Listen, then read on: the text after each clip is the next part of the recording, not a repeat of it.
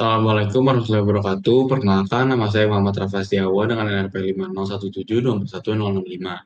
Nah, pada kesempatan kali ini, saya akan mempresentasikan tentang perbandingan OLS dan WLS dalam regresi linear. Eh, Pengaruh outlier dalam regresi linear itu sendiri. Nah, pertama-tama, kita akan membuat pembuatan data terlebih dahulu. Seperti kita bisa menuliskan eh, generating data.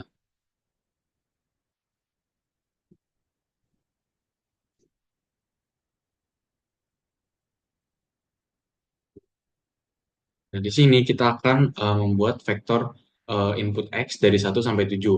Nah, data yang dipakai itu data yang sebelumnya saya sudah pernah pakai di video sebelumnya. Jadi, X-nya itu sama dengan datanya itu dari 1 banding 7.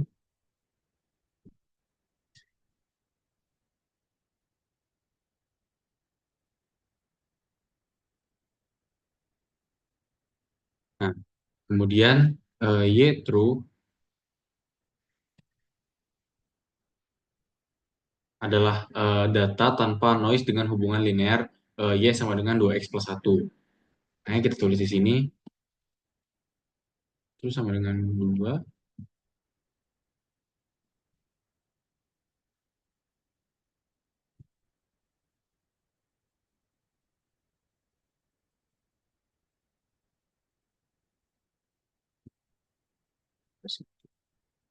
Nah, setelah itu kita akan tambahkan noise-nya ke data dengan eh, rat n. Jadi kita tulis dulu sebelumnya y sama dengan y true plus rat n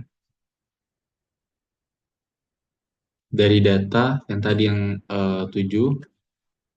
eh, nah ini dari datanya. Nah, ini terakhir kita tambahkan outlier secara sengaja pada indeks misalkan pada indeks kelima. Tulis ulang Y sama dengan Y5 H.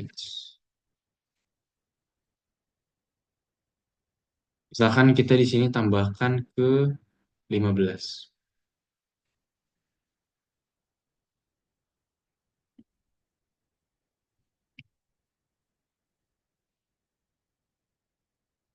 Nah, seperti ini. Lalu setelah itu eh, data ini tuh agar bisa melihat efeknya pada regresi. Lalu selanjutnya kita akan membuat desain matriks. Nah, desain matriksnya ini itu menggunakan eh, G. Nah, di sini tuh kita menambahkan kolom satu sebagai bias atau interceptnya dan kolom kedua ini tuh adalah nilai X-nya. Matriks ini tuh bakal digunakan untuk melakukan regresi linear. Selanjutnya, kita akan membuat regresi dari ordinary least square-nya. Jadi kita tulis dulu di sini,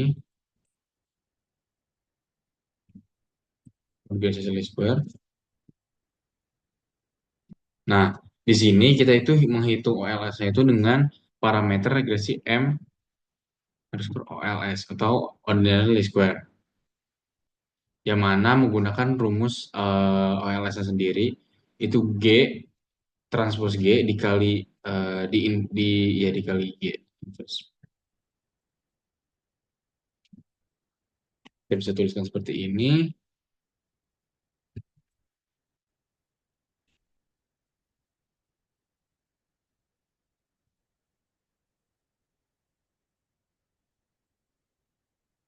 Lalu setelah itu kita di sini nih kita menggunakan operator garis miringnya untuk efisiensi numeriknya. Nah, kemudian itu kita hitung prediksi fitting untuk YOLS-nya. Nah, sama dengan G dikali M.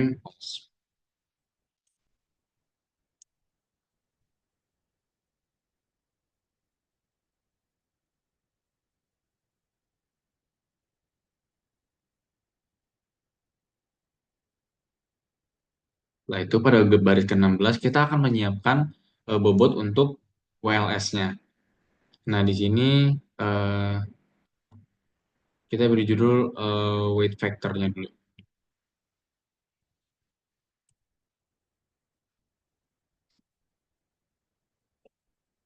Nah, judulnya itu weight factor atau assign low weight to outlier.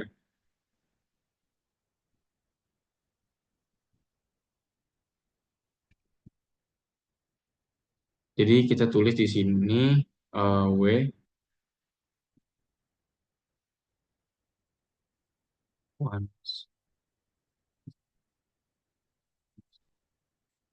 Nah, di bagian itu kita ingin membatasi pengaruh dari outliernya. Jadi kita buat vektor bobot W ini di mana semua bernilai satu, kecuali pada indeks kelima yang kita bernilai rendah yaitu 0,1. Lalu kita ubah vektor ini tuh menjadi matriks diagonal W yang akan digunakan pada regresi berbobot. Jadi lanjutkan size ini kita ubah Y-nya.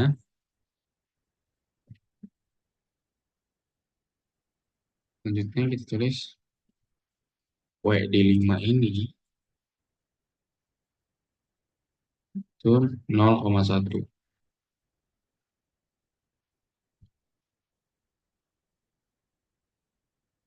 Jadi W sama dengan diagonal terhadap W.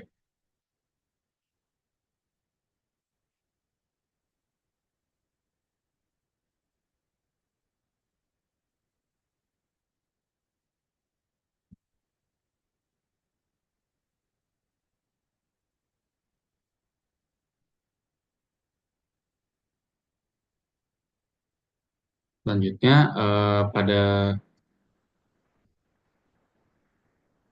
garis 20 ini itu kita akan eh, regresi weighted least square-nya.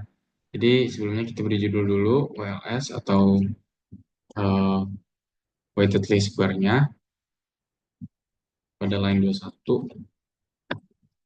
Selanjutnya kita ulang proses regresinya tapi kali ini dengan memasukkan bobot ke dalam rumus.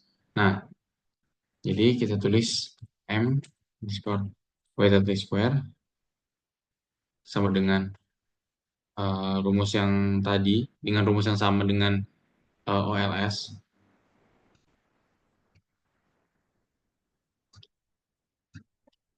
dan dengan Y fit yang sama. Jadi kita tinggal copy saja seperti ini. Nah, eh, ini adalah rumus weighted least square yang memungkinkan kita untuk mengurangi pengaruh dari data yang tidak kita percaya seperti outlier itu. Nah, hasil prediksi ini nanti kita simpan di Y underscore fit underscore WLS itu.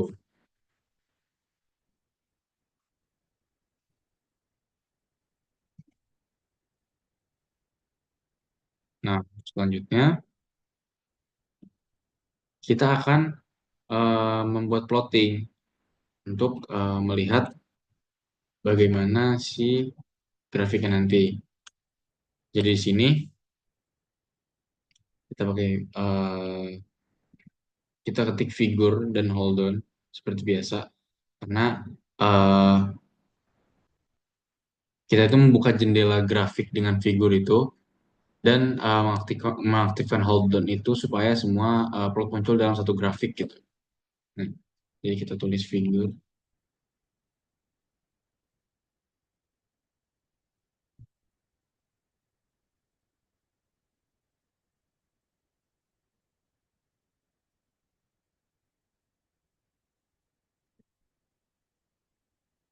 Nah, sekarang pertama kita akan membuat plot X-nya.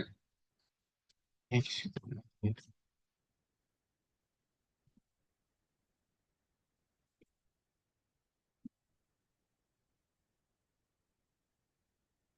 Nah, KO ini itu sebagai data pengamatan termasuk noise dan outlier. Lalu kita tulis juga marker face color. Nah, marker face color ini garis merah sebagai hasil regresi dengan metode OLS-nya. Lalu di sini kita ketik K,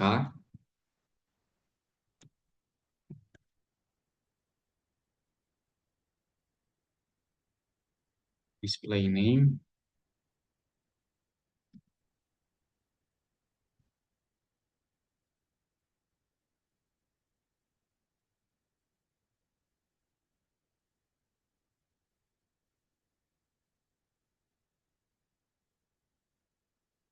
mengisi data.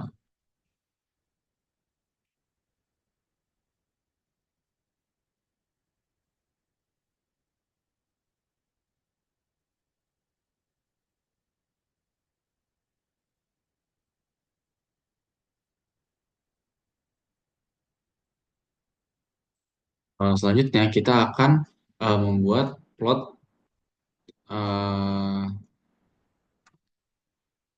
untuk fitting OLS dan fitting WLS dengan eh,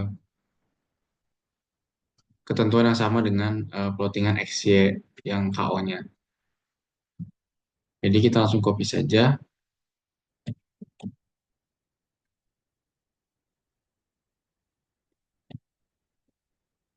ini.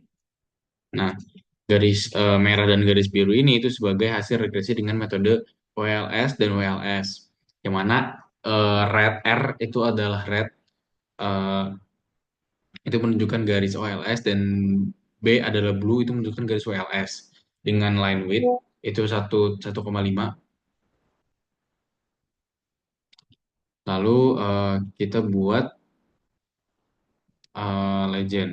Nah, kita ini menambahkan legend ini itu eh, untuk menjelaskan masing-masing garis dan titik-titik yang ada di plot. Selanjutnya kita akan membuat X label, label sumbu X dan Y ini nanti akan diberi nama dan juga grafiknya ditambahkan untuk memperjelas isi plotnya. X label, ini adalah X,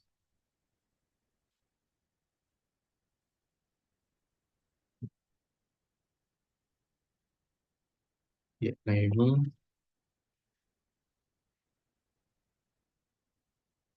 isinya adalah Y.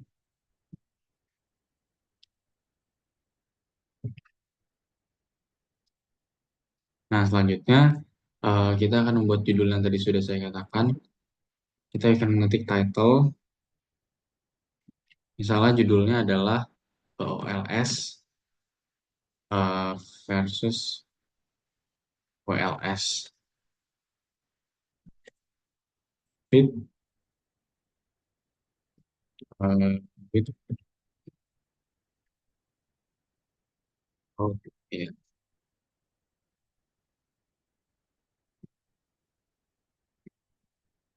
Lalu terakhir kita akan menambahkan grid on untuk agar tampilannya lebih mudah dibaca. Nah, dengan script ini kita nanti bisa melihat langsung bagaimana outlier dapat mempengaruhi model regresi dan bagaimana metode WLS ini bisa menjadi solusi sederhana eh, namun efektif untuk mengatasinya. Jadi kita bisa run.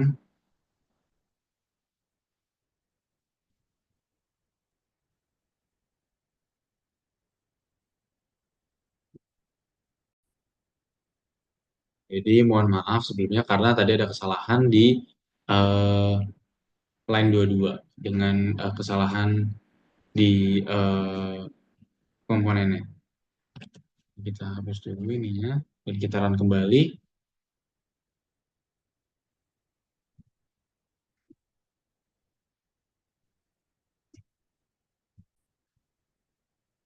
Nah, di sini sudah terlihat hasil plot regresinya.